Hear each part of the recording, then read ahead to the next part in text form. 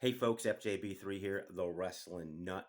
More content for geeks. All right, so Roman Reigns' comeback to me really is falling flat because of the weak storyline, folks. Bloodline fatigue, that's a real thing, okay? There's no build, and a line in with Jey Uso is just too soon to me, a wrestling nut. Let me explain, okay? Let me go quickly through the last part of Raw last night with the segment between Roman Reigns and Paul Heyman's faction, whatever you want to call it. Um, Paul Heyman is usually fantastic. Okay, he's one of the best storytellers ever, and him on the mic is usually gold. Um, but just offering the tribal chief to be the new leader of this strange ass faction, when you know what it is, okay, was really silly, and really weak point to start the story. And then Roman Reigns starts talking, and I literally got out of this segment that they were trying to get Paul Heyman chance of dumbass because he kept mentioning he's a dumbass. Roman Reigns did several times during the promo. It was kind of like a thing they were trying to get to catch on. Paul Heyman, dumbass, dumbass. I don't know. Anyway, moving on. Um, when Roman Reigns talks about Paul Heyman taking credit for the tribal chief, the bloodline, when did that happen? I don't know. When did that happen? Did I miss something?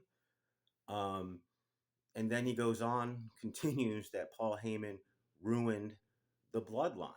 This is the story, folks, and I'm going to get to it in a second here. That's not clicking for a wrestling nut. Uh, the bloodline that kind of already ended when Reigns lost the title to Cody. Remember that WrestleMania? Yeah, was that Paul Heyman's fault? And then Reigns disappears. So this is the story they're trying to build, folks. The best part of Reigns' promo is explaining that only God could create the bloodline, and that's a very cool point. But if you think about it logically, um, that never really panned out in previous storylines. That whole, if you were just thinking, it's just bloodline, only God created this, and it's not a normal faction. The previous storylines didn't indicate that. But anyway, moving on. Um, and then Paul Heyman really siding first with Punk as his best friend, and then inevitably siding with Rollins still hasn't made sense. So what the fuck? So the point of this is the storyline is Paul Heyman. It's just a betrayal.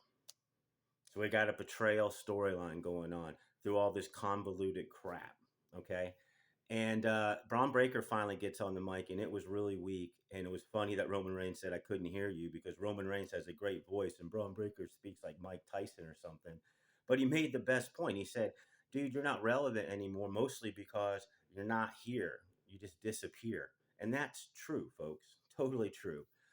So we all knew this would lead to the inevitable fight, and then Jey Uso running out there.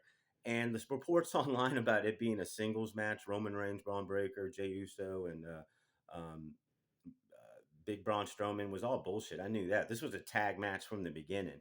So they just set up that Paul Heyman's a dumbass, and Jey Uso and Roman Reigns are cool again, and they're going to fight Braun Breaker and Big Bronson Reed at SummerSlam. I'm sure it's going to be a fine match, but that story's not clicking. Give me a comment, folks. Leave me something. What am I missing?